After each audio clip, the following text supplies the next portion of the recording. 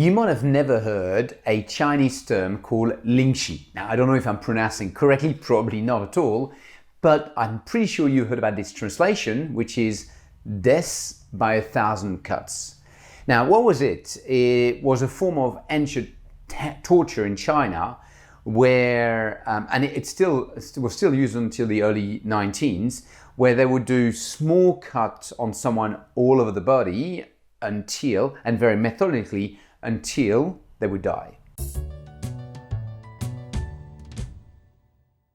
Bonjour, this is Cyril from Work Smarter, Live Better. In this video, I want to make a few suggestions at work so you spend much more time on the thing that you love doing. I speak with and I work with many leaders around the world, and we look at their workload, everything they have to do, we analyze that, and there are so many deaths by 1,000 cuts. There's so many things that they do, and it feels exactly that, lingqi. It's things that people really dislike, they don't like doing it, and therefore they start procrastinating, finding every excuse under the sun not to do them, and for some of those, it actually keeps them away from more important work and more value-adding work that they could be doing. Dan Martel, in his book called Buyback Your Time, has got this great logic. And the logic is you should delegate not because you want to grow, you should delegate because you want to buy back your time. So I have 3 simple suggestions for you to start doing it. And it's just to get started. The first one is calculate. The second one is record. The third one is delegate. So calculate. Calculate your hourly rate. Look at your salary, look at your bonus, look at the extra and say, well, what is exactly my hourly rate? And take your hourly rate and divide by 4. And the reason to divide by 4 is anything that you don't really like doing, you need to ask yourself, can I delegate to someone and it would cost me 1/4 of my hourly rate? And if that's the case, it starts to really be a good indication that you need to delegate that. The second thing is record. Record is take a week and bring a little Excel spreadsheet with every 15 minutes what you're doing. So Monday, Tuesday, Wednesday, Thursday, Friday, from whenever you start working, and have this sheet empty and record whatever you're doing every 15 minutes.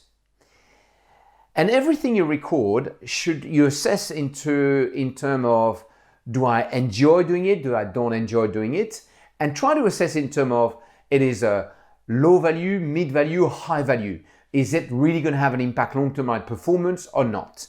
And little by little, you will see the thing that you should delegate there. The third one is then delegate. Find someone, if it's 1/4 or less than your hourly rate, find someone who can do it.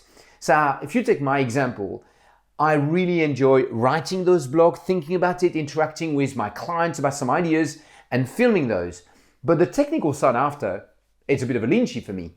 So I have my wonderful assistant, Gilord, who take the video and format it. And I have a wonderful person called Cara who take that and prepare the video blocks behind that and get it to Gilord so he can distribute it. Email, again, some email a bit of lingqi for me. Gilord manage a lot of that.